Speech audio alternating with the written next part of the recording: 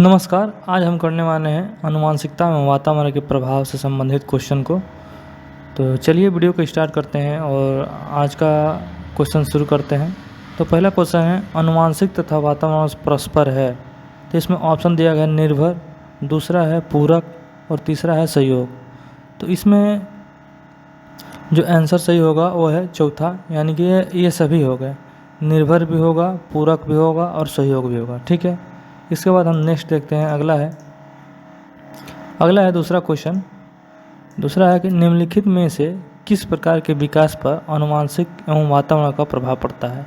यानी कि विकास पर आनुवंशिक एवं वातावरण किस प्रकार पड़ता है और किसका पड़ता है, इसको हम देखते हैं। तो इसमें पहला ऑप्शन है सामाजिक विकास, दूसरा है संज्ञानात्मक विकास, तीसरा है मानसिक विकास और चौथा है शारीरिक विकास।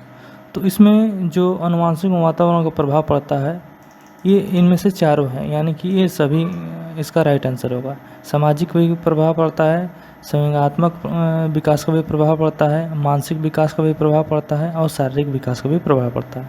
ठीक है, इसके बाद हम अगला देखते हैं। अगला है तीसरा क्वेश्चन। तीसरा कहता है कि बच्चे उसी वातावरण में सीखते हैं जहाँ, इसमें ऑप्शन दिया गया है, उनके अनुभव एवं भावनाओं को उचित स्थान मिले, दूसरा है उन्हें खेलने का मौका मिले, तीसरा है उन्हें मित्र बनाने का मौका मिले और चौथा है कड़ा अनुशासन। तो इसमें से राइट आंसर होगा उन्हें अनुभव एवं भावनाओं को उचित स्थान मिले, यानी उनके अनुभवों को और भावनाओं को उचित स्थान मिलेगा तो बच्चे अच्छी तरह वातावरण में सीख पाएंगे। ठीक है, इसके बाद नेक्स्ट अगला हम देखते हैं। अगला है चौथा क्वेश्चन है, किसी बालक का शारीरिक लक्षण प्रभावित होता है। यानी किसी बालक का जो शारीरिक लक्षण हमें देखने को मिलता है वो किससे देखने को मिलता है। तो इसमें पहला ऑप्शन है केवल पिता के डीएनए से, दूसरा है केवल माता के डीएनए से, तीसरा है माता पिता दोनों के डीएनए से। ठीक है, और चौथा है न तो माता और न ही पिता के डीएनए से। तो इसमें से राइट आंसर होगा तीसरा, यानी माता पिता का दोनों का डीएनए होगा। तो उससे जो हमें बालक के बाल, आँख या जो भी कुछ हमें उससे देखने को मिलता है तो हम उससे अनुमान लगा सकते हैं कि ये दोनों माता या पिता दोनों गुणों से आता है। ठीक है, अगला हम देखते हैं नेक्स्ट। अगला है पांचवा क्वेश्चन। अगला पांचवा है कि विकास की वर्तमान विचारधारा में निम्नलिखित में से किसका महत्व है। यानी कि विकास के वर्तमान विचारधारा में निम्नलिखित में किसका महत्व है। तो इसमें सब ऑप्शन दिया गया है, केवल प्रकृति का, केवल पोषण का, प्राकृतिक एवं पोषण दोनों का, उपयुक्त में से कोई नहीं। तो इसमें से राइट आंसर होगा प्राकृतिक एवं पोषण का, क्योंकि प्राकृतिक एवं पोषण दोनों का विकास में होना अनिवार्य है। ठीक है, अगला हम देखते हैं। अगला क्वेश्चन है छठवां क्वेश्चन है कि प्रत्येक छात्र स्वयं में विभिन्न है, इस तथ्य का प्रमुख कारण क्या है।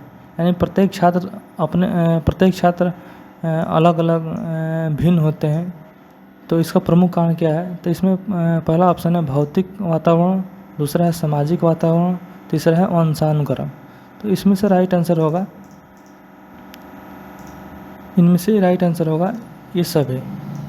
बहुतों में विभिन्न प्रकार के बच्चों में विभिन्नता देखने को मिलती है, तो हमें भौतिक वातावरण से भी देखने को मिलती है, सामाजिक वातावरण से देखने को भी मिलती है और वंशानुक्रम से वातावरण से भी देखने को मिलती है। ठीक है, इसके बाद सातवां क्वेश्चन आता है कि निम्नलिखित में से, इसके बाद इसको फिल करना है कि अतिरिक्त सभी वातावरणीय कारक विकास के आकार देता है। तो इसमें से पहला आंसर है, पहला ऑप्शन है पौष्टिक की गुणवत्ता, दूसरा संस्कृति की गुणवत्ता, तीसरा शिक्षा की गुणवत्ता और चौथा शारीरिक गठन की गुणवत्ता, शारीरिक गठन। ठीक है, तो इसका राइट आंसर होगा शारीरिक गठन। ठीक है, निम्नलिखित में से शारीरिक गठन के अतिरिक्त सभी वातावरणीय कारकों के विकास का आकार देते हैं। यानी इसको छोड़ के जो इसके वातावरणीय कारक को प्रभावित करते हैं वो है पौष्टिक की गुणवत्ता, संस्कृति और शिक्षा की गुणवत्ता। ठीक है, इसमें शारीरिक गठन का सहयोग नहीं होता है। ठीक है, अगला हम देखते हैं नेक्स्ट। अगला हम देखते हैं नेक्स्ट 8वां क्वेश्चन है। 8वां है आनुवंशिकता को सामाजिक संरचना माना जाता है, यानी आनुवंशिकता को सामाजिक संरचना माना जाता है। इसमें पहला ऑप्शन है गौण, दूसरा है गत्यात्मक, तीसरा स्थिर, चौथा प्राथमिक। तो इसमें से राइट आंसर होगा स्थिर, यानी आनुवंशिकता को स्थिर सामाजिक संरचना माना जाता है। ठीक है, इसके बाद हम देखते हैं अगला है क्वेश्चन 9वां। निम्नलिखित में से कौन सा मुख्य रूप से आनुवंशिक संबंधी कारक है? तो इसमें से पहला ऑप्शन है आँख के रंग, दूसरा सामाजिक गतिविधि में भागीदारी, तीसरा समकक्ष व्यक्तियों के समूह के प्रति अभिमुख, तथा चौथा है चिंतन पैटर्न। ठीक है, इसमें से राइट आंसर होगा आँख का रंग। निम्नलिखित में से मुख्य रूप से आनुवंशिक संबंधी कारक होते हैं, तो आँख का रंग। ठीक है, आँख का रंग होता है। ठीक है, तो 10वां क्वेश्चन है कि बच्चे के विकास में उसके परिवेश का जो उस पर प्रभाव पड़ता है उसे हम क्या कहते हैं? तो ऑप्शन है पालन पोषण, दूसरा है सामाजिक विकास, तीसरा है संज्ञानात्मक विकास, चौथा है परिवेश का लाभ। तो इसमें से राइट आंसर होगा पालन पोषण, यानी बच्चों के विकास में उसके परिवेश का जो प्रभाव उस पर पड़ता है उसे हम पालन पोषण कहते हैं। ठीक है, तो ये हमने 10 क्वेश्चन आनुवंशिक और वातावरण से संबंधित क्वेश्चन किए।